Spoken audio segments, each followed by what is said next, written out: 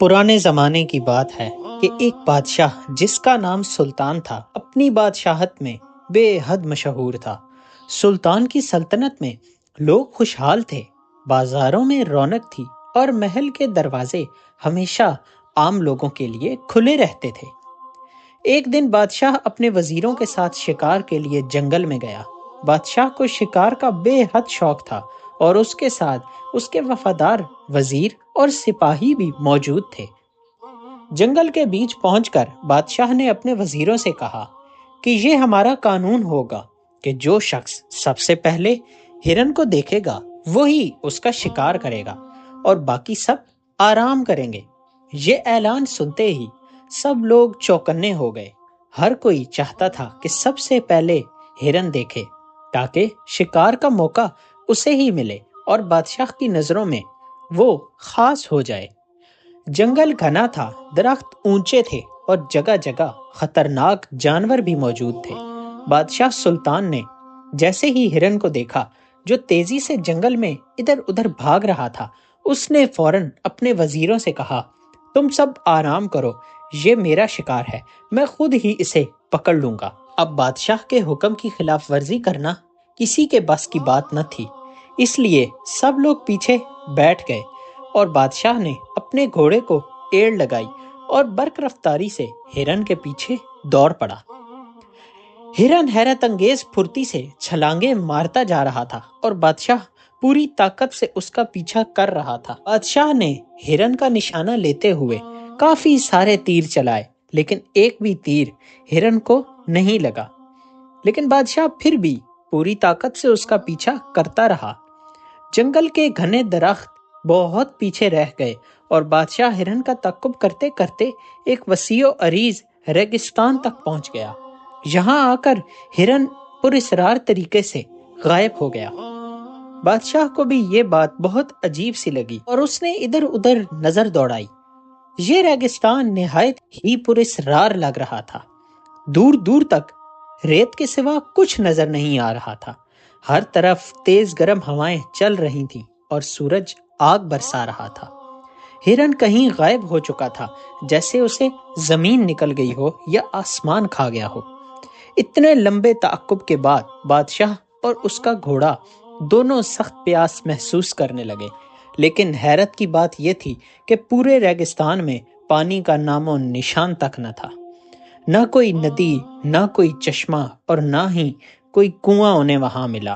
صرف بے رحم ریت تھی جو ہر طرف دور دور تک پھیلی ہوئی تھی اور سورج کی تپتی ہوئی روشنی جو ان کی پیاس کی شدت میں مزید اضافہ کیے جا رہی تھی۔ بادشاہ نے سوچا کہ یہ کیسا مقام ہے، میں نہ جانے اتنے گھنے جنگل سے ایک دم سے یہاں پر کیسے پہنچ گیا ہوں، ہرن کہاں غائب ہو گیا، اور سب سے بڑھ کر میں اب پانی کہاں سے حاصل کروں گا۔ اب بادشاہ کو احساس ہونے لگا کہ شاید وہ کسی عجیب و غریب آزمائش میں پھنس چکا ہے۔ بادشاہ نے پیاس سے نڈھال ہو کر پانی کی تلاش شروع کر دی۔ اس نے اپنے گھوڑے کو محبت سے تھپکی دی اور آہستہ آہستہ ساتھ چلنے کو کہا۔ دونوں تھکے ہوئے تھے لیکن امید کا دامن تھامے ریت پر اپنے قدم بڑھاتے رہے۔ کئی میل چلنے کے بعد اچانک بادشاہ کی نظر دور ایک چمکتے ہوئے چشمے پر پڑی۔ ریت کی تپتی زمین پر وہ پانی کا ٹھنڈا چشمہ کسی خواب سے کم نہ تھا۔ بادشاہ نے خوشی سے اپنے گھوڑے کی رفتار تیز کی اور چشمے کی طرف بڑھا۔ جیسے ہی وہ قریب پہنچا، اس نے دیکھا کہ وہاں 3 لڑکیاں پانی بھر رہی تھیں۔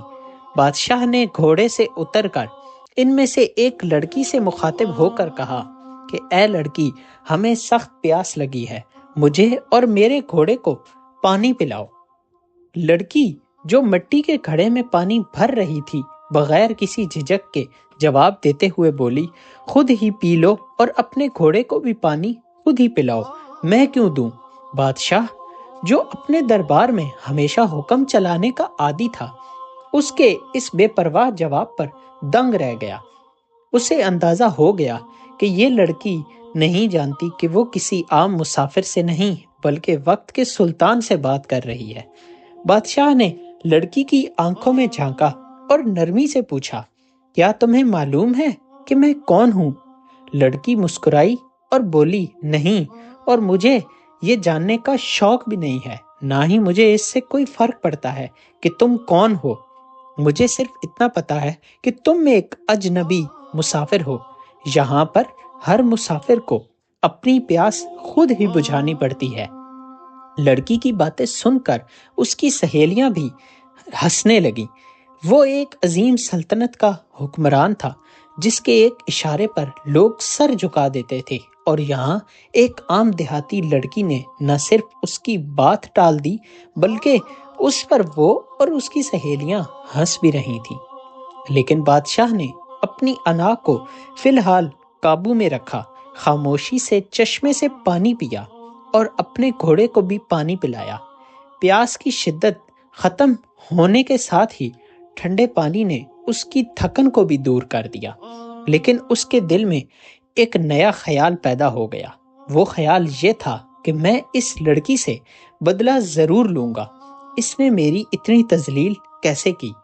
وہ دل ہی دل میں مسکرایا اور سوچا، یہ ایک معمولی گاؤں کی لڑکی ہے، اسے اندازہ نہیں ہے کہ اس نے کس سے بات کی ہے اور کس سے بدتمیزی کی ہے۔ میں اسے ایسا سبق سکھاؤں گا کہ یہ زندگی بھر یاد رکھے گی۔ یہ سوچتے ہی اس نے ان لڑکیوں کا پیچھا کرنا شروع کر دیا۔ وہ آہستہ آہستہ اس لڑکی کے پیچھے ہو لیا جس نے اس سے بدتمیزی کی تھی، یہاں تک کہ کچھ دور چلنے کے بعد وہ اس کے گھر تک پہنچ گیا۔ یہ ایک سادہ سی گھاس پھوس کی جھونپڑی تھی جو ایک عام دیہاتی زندگی کی عکاسی کر رہی تھی۔ بادشاہ کے لیے یہ حیران کن تھا کہ ایک ایسی نڈر لڑکی جس نے اس پر ہنسنے کی جرت کی، اتنی معمولی سی جگہ پر رہتی تھی۔ بادشاہ نے دروازے پر دستک دی۔ کچھ لمحوں بعد دروازہ کھلا اور ایک عمر رسیدہ آدمی باہر آیا۔ اس کی آنکھوں میں حیرانی تھی، جیسے وہ سوچ رہا ہو کہ یہ اجنبی شخص کون ہے۔ بزرگ نے نرمی سے بادشاہ سلطان سے کہا، فرمائیے آپ کون ہیں اور کیسے آنا ہوا؟ بادشاہ نے ایک سنجیدہ مسکراہٹ کے ساتھ جواب دیا، میں بادشاہ سلطان ہوں، اس سرزمین کا حکمران۔ یہ سن کر بزرگ آدمی حیرت میں پڑ گیا۔ اس نے بادشاہ کو اپنے گھر میں اندر بٹھایا اور جو بھی گھر میں موجود تھا بادشاہ سلامت کے سامنے پیش کیا۔ پھر بادشاہ نے وہ بات کہی جس نے سب کو حیران کر دیا۔ اس نے کہا، میں آج تمہارے گاؤں میں مہمان ہوں اور تمہاری مہمان نوازی نے مجھے بے حد متاثر کیا ہے۔ میں تمہاری بیٹی سے شادی کرنا چاہتا ہوں۔ یہ سنتے ہی بزرگ کی آنکھیں حیرت سے پھیل گئیں۔ اندر سے وہی لڑکی جس نے چشمے پر بادشاہ کو پانی دینے سے انکار کیا تھا، دروازے کی در سے یہ سب باتیں سن رہی تھی۔ لڑکی کے باپ نے نرمی مگر مضبوط لہجے میں کہا، بادشاہ سلامت، ہم گاؤں والے سادہ لوگ ہیں، ہم اپنی برادری سے باہر کوئی رشتہ نہیں کرتے۔ آپ تو ایک عظیم بادشاہ ہیں، سلطنتوں کے مالک ہیں۔ اگر کل کو آپ کی سلطنت پر حملہ ہو جائے، آپ کو قید کر دیا جائے یا در بدر کر دیا جائے تو میری بیٹی کا کیا ہوگا؟ اور دوسری بات یہ کہ بادشاہ کے پاس کوئی ہنر تو ہوتا نہیں ہے، وہ کام کاج نہیں جانتا، تو میری بیٹی کیسے زندگی گزارے گی؟ یہ سن کر بادشاہ انتہائی گہری سوچ میں پڑ گیا۔ یہ بات اس کے لیے نہیں تھی، کیونکہ وہ ایک طاقتور بادشاہ تھا جس کے اشارے پر سب کچھ ممکن تھا۔ لیکن آج ایک دیہاتی نے اسے ایسا سوال کیا جس کا جواب بادشاہ سلطان کے پاس موجود نہ تھا۔ وہ ہمیشہ اپنے آپ کو طاقتور سمجھتا تھا اور یہ سمجھتا تھا کہ اس کے آگے پوری دنیا کوئی معنی نہیں رکھتی اور وہ سب کا سردار ہے۔ لیکن آج ایک دیہاتی نے بادشاہ کی آنکھیں کھول دی تھیں۔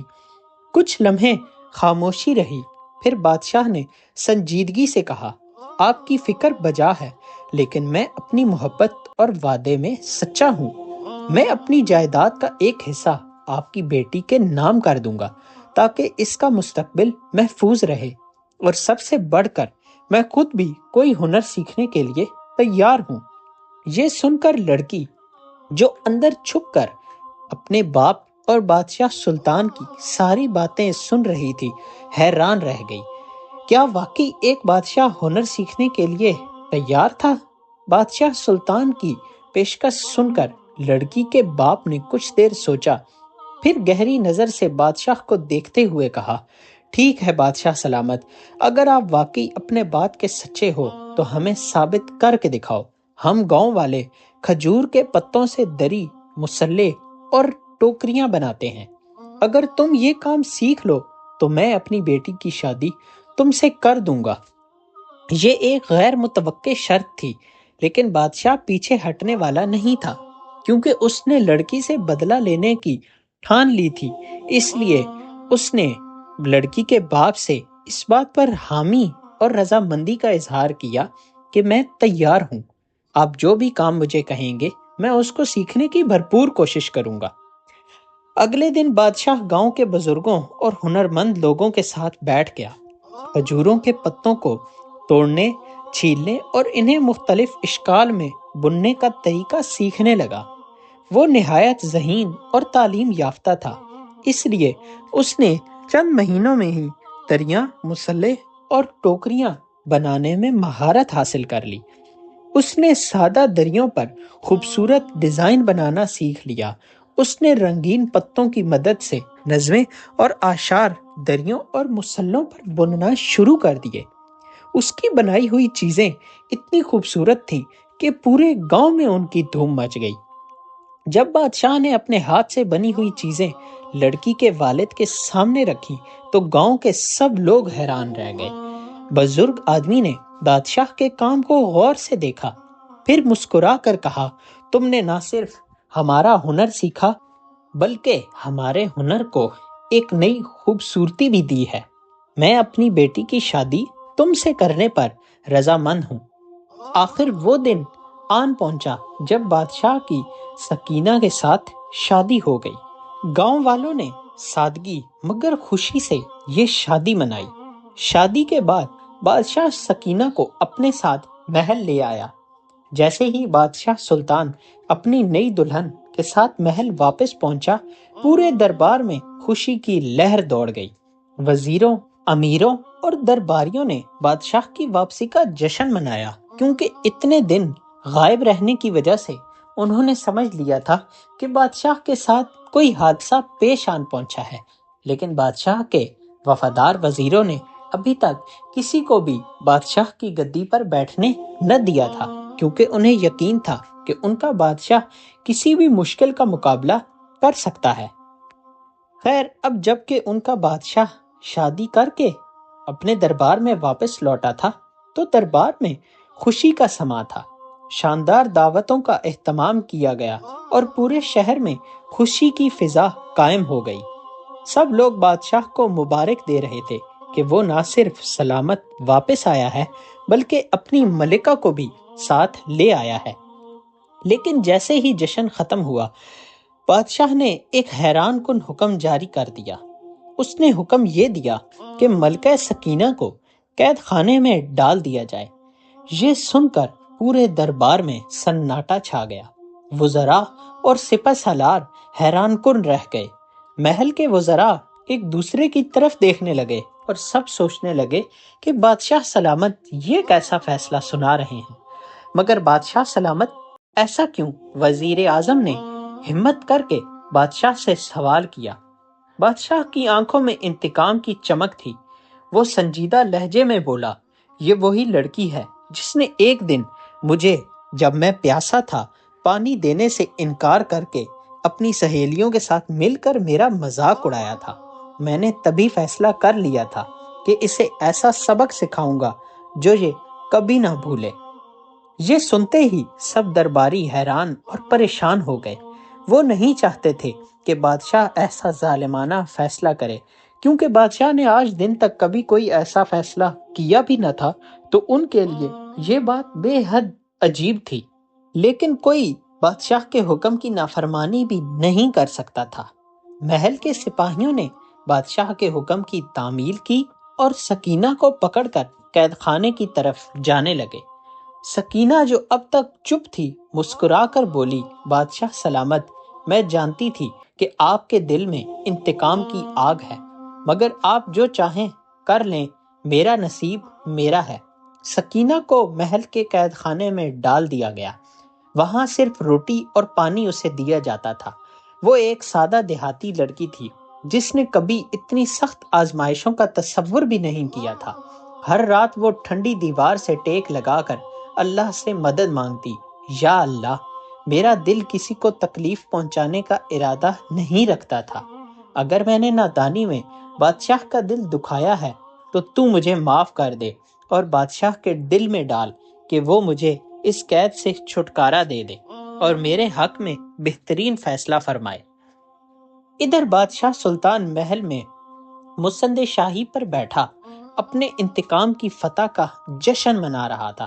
وہ سوچتا تھا کہ اب سکینہ کو احساس ہوگا کہ بادشاہ کا مذاق اڑانے کا انجام کیا ہوتا ہے۔ دن گزرتے گئے، لیکن عجیب بات یہ تھی کہ سکینہ قید میں کمزور ہونے کے بجائے اور زیادہ پرعزم ہوتی جا رہی تھی۔ وہ روتی نہیں تھی، نہ ہی بادشاہ سے رحم کی درخواست کرتی تھی۔ وہ صرف اپنے اللہ سے دعا کرتی تھی اور صبر کرتی تھی۔ لیکن قسمت کے کھیل بھی عجیب ہوتے ہیں۔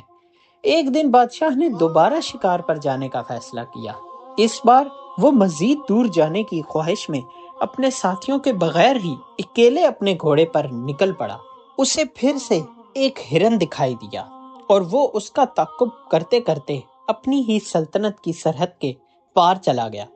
یہ دوسری سلطنت تھی جس کے سپاہیوں نے جیسے ہی ایک اجنبی شکاری کو اپنی زمین پر پایا، فوراً اسے گھیر لیا اور گرفتار کر لیا۔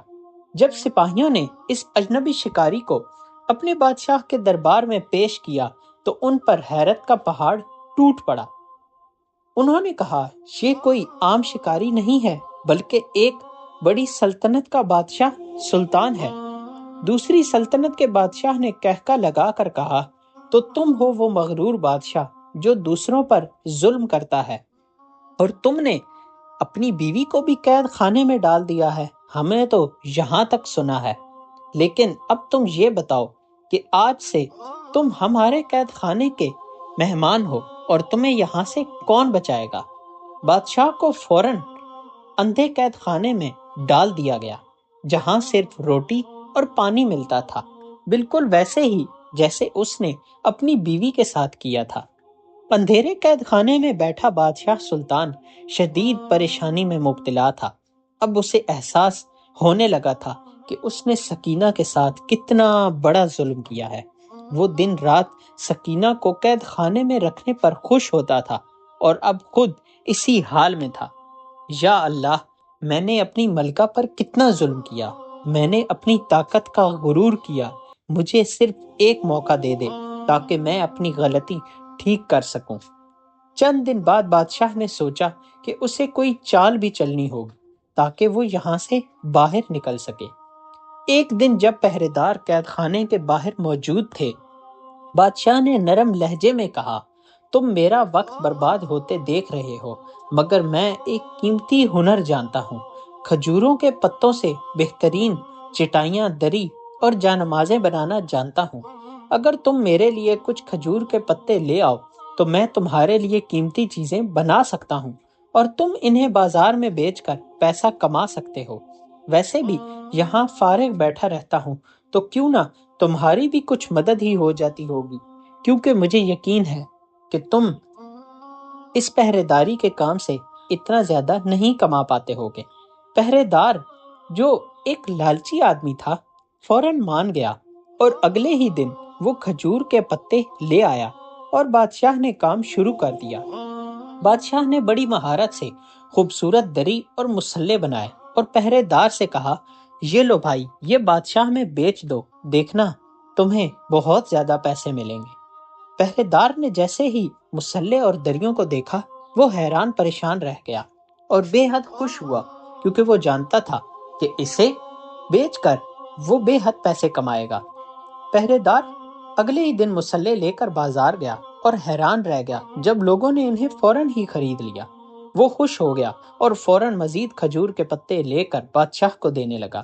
اب بادشاہ کے پاس ایک موقع تھا کہ وہ پہرے دار کا مکمل اعتماد حاصل کر سکتا تھا۔ ایک رات جب قید خانے میں سب خاموش تھے، بادشاہ نے ایک نئی دری بنائی لیکن یہ کوئی عام دری نہ تھی۔ بادشاہ نے پتوں کے درمیان باریک چمڑے کے ٹکڑے چھپا دیے جن پر خفیہ پیغام لکھا ہوا تھا: میں بادشاہ سلطان ہوں، مجھے دشمنوں نے قید کر رکھا ہے، جو بھی یہ پیغام پڑھے میری سلطنت تک پہنچائے، میرے وزیروں سے کہنا کہ وہ میری مدد کے لیے فوراً پہنچیں۔ یہ پیغام دری کے اندر اتنی مہارت سے چھپایا گیا کہ باہر سے کچھ بھی نظر نہیں آ رہا تھا۔ اگلے دن جب پہرے دار آیا تو بادشاہ نے جان بوجھ کر تھوڑی سی تھکن ظاہر کی اور بولا: آج میں نے بہت محنت کی ہے، یہ خاص دری ہے، اس پر زیادہ محنت لگی ہے، اگر تم اسے بازار میں کسی امیر آدمی کو بیچو گے تو خوب منافع ہوگا۔ پہرے دار، جو کہ پہلے ہی لالچی تھا، مزید لالچ میں آ گیا اور وہ دری بازار لے کر چلا گیا۔ اتفاق سے وہ دری ایک امیر مسافر نے خرید لی جو بادشاہ کی ہی سلطنت سے آیا تھا۔ جب وہ اپنی منزل پر پہنچا تو اس نے دری کو کھولتے وقت ایک عجیب سی چیز محسوس کی۔ یہ کیا ہے؟ اس کے اندر تو کوئی عبارت لکھی ہوئی ہے۔ جیسے ہی اس نے دری کو غور سے دیکھا تو خفیہ پیغام اس کے ہاتھ آ گیا۔ اس نے بادشاہ کا وہ پیغام پڑھ لیا اور فوراً بادشاہ سلطان کی سلطنت کے محل میں پہنچ کر وزیروں کو یہ پیغام دیا۔ بادشاہ سلطان کا خفیہ پیغام جب وزیروں تک پہنچا تو دربار میں ہلچل مچ گئی۔ سب حیران اور پریشان تھے کہ بادشاہ کو دشمن سلطنت کی قید سے کیسے چھڑایا جائے۔ وزراء نے سوچا کہ اگر وہ جنگ کرتے ہیں تو بے حد نقصان ہوگا اور دشمن بادشاہ کو نقصان بھی پہنچا سکتے تھے۔ اس لیے انہوں نے ایک چالاک حکمت عملی اپنانے کا فیصلہ کیا۔ بادشاہ کا سب سے عقل مند وزیر کمال الدین آگے بڑھا اور کہا: ہم جنگ نہیں کریں گے بلکہ دشمن سلطنت کے بادشاہ سے ایسا معاہدہ کریں گے کہ وہ خود بادشاہ سلطان کو رہا کر دے گا۔ سب وزراء حیران تھے اور انہوں نے فوری طور پر اپنی سلطنت کے سب سے ذہین وزیر کو منتخب کیا جو سفارتی معاملات میں مہارت رکھتا تھا۔ یہ سفیر بہترین لباس میں قیمتی تحفے لے کر دوسری سلطنت کے دربار میں پہنچا اور وہاں کے بادشاہ سے ملاقات کی۔ سفیر نے نہایت ہی ادب سے کہا: عالی مرتبہ، ہم لڑائی نہیں چاہتے بلکہ آپ سے ایک معاہدہ کرنا چاہتے ہیں۔ ہمارے بادشاہ کو قید میں رکھنا آپ کے لیے بھی نقصان دہ ہو سکتا ہے۔ دشمن بادشاہ سفیر کی یہ بات سن کر حیرانی میں پڑ گیا اور اس نے سفیر سے پوچھا کہ نقصان دہ، اور وہ بھی ایک بادشاہ جو قید خانے میں ہے، وہ میرے لیے کیسے نقصان ہو سکتا ہے؟ سفیر نے مسکرا کر جواب دیا: بادشاہ سلطان کی سلطنت میں کئی قیمتی تجارتی راستے ہیں جو آپ کے ملک کے تاجروں کے لیے بھی بہت فائدہ مند ہیں۔ اگر بادشاہ سلطان کی رہائی ہو جائے تو ہم آپ کے ساتھ تجارتی معاہدہ کر سکتے ہیں جس سے دونوں سلطنتوں کو خوب فائدہ ہوگا۔ دوسری سلطنت کے بادشاہ نے غور کیا اور سوچنے لگا، اگر وہ سلطان کو قید رکھتا تو دونوں سلطنتوں کے تعلقات مزید خراب ہو سکتے ہیں اور مستقبل میں کوئی بڑی جنگ بھی ہو سکتی ہے۔ اس لیے اسے یہ معاہدہ زیادہ فائدہ مند لگا۔ اس نے فوراً حکم دیا کہ بادشاہ سلطان کو رہا کر دو۔ جب بادشاہ سلطان کو قید سے باہر نکالا گیا تو وہ حیران تھا کہ آخر اس کی رہائی کیسے ممکن ہوئی۔ جب اسے بتایا گیا کہ وزیروں نے جنگ کے بجائے سفارت کاری سے مسئلہ حل کیا تو وہ بے حد متاثر ہوا۔ بادشاہ اپنے محل میں واپس پہنچا جہاں اس کا بھرپور استقبال کیا گیا، لیکن اب وہ بدل چکا تھا۔ وہ فوراً محل کے سب سے گہرے قید خانے میں گیا جہاں سکینہ قید تھی۔ سکینہ کے پاس پہنچا اور اس نے اس سے کہا: سکینہ، میں نے تم پر بے حد ظلم کیا ہے، مگر اب میں سمجھ چکا ہوں کہ غلطی میری تھی، مجھے معاف کر دو۔ تم نے نادانی میں میرے ساتھ جو کچھ بھی کیا میں سب سمجھتا ہوں۔ میں یہ بھی جانتا ہوں کہ اگر تمہیں پتا ہوتا کہ میں تمہاری سلطنت کا بادشاہ ہوں تو تم کبھی بھی مجھ سے ایسے بات نہ کرتی۔ خیر، جو کچھ ہوا میں نے اللہ سے اس کی معافی مانگ لی ہے اور اپنی سزا بھی بھگت چکا ہوں۔ اب خدا کے لیے تم بھی مجھے معاف کر دو۔ شاہ نے نہ صرف سکینہ کو آزاد کیا بلکہ محل کی سب سے عزت دار خاتون بھی بنا دیا۔ سکینہ نے بھی بادشاہ کی سچائی کو دیکھتے ہوئے اسے دل سے معاف کر دیا اور اس کی مدد ریاستی معاملات میں بھی کرنے لگی۔ بادشاہ نے بھی سکینہ کی مدد سے اپنی سلطنت میں انصاف اور مہارتوں کی ترقی کے لیے کام کیا۔ اب وہی بادشاہ تھا، مگر پہلے سے زیادہ دانشمند، رحم دل اور سمجھدار بن چکا تھا۔ دوستو، اس کہانی سے ہمیں بہت سے سبق سیکھنے کو ملتے ہیں۔ اس میں سے سب سے پہلا سبق یہ کہ ہمیں ہمیشہ اپنے سے کم تر لوگوں پر کوئی ظالمانہ رویہ نہیں رکھنا چاہیے اور ہمیشہ ان لوگوں کی ہر حال میں مدد کرنی چاہیے۔ دوسرے نمبر پر ہمیں کبھی بھی اپنی انا میں آ کر کسی اور کو ظلم نہیں پہنچانا چاہیے۔ تیسرا، ہم نے یہ سیکھا کہ اگر ہمیں اپنی غلطی کا احساس ہو جائے تو سچے دل سے اللہ سے اور اس شخص سے معافی مانگ لینی چاہیے جس پر ہم نے ظلم کیا ہو۔ دوستو، انسان خطا کا پتلا ہے، وہ کبھی بھی کوئی بھی گناہ کر سکتا ہے، مگر اگر انسان سمجھدار ہو تو وہ جانتا ہے کہ اگر وہ اللہ سے سچے دل سے توبہ کرے تو اللہ اس کو ہمیشہ معاف کر دیتے ہیں۔ دوستو، امید ہے آپ کو ہماری آج کی یہ کہانی بے حد پسند آئی ہوگی۔ ویڈیو کو لائک اور کامنٹس میں اپنی قیمتی رائے کا اظہار کرنا مت بھولیے گا۔ اس کے ساتھ ساتھ ہمارے چینل کو بھی سبسکرائب کرنا مت بھولیے گا تاکہ آپ مزید نئی آنے والی ایسی ہی سبق آموز کہانیوں سے لطف اندوز ہو سکیں۔ آپ کے پیار بھرے کامنٹس کا بے حد شکریہ۔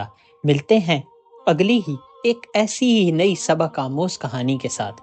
تب تک کے لیے اللہ نگہبان۔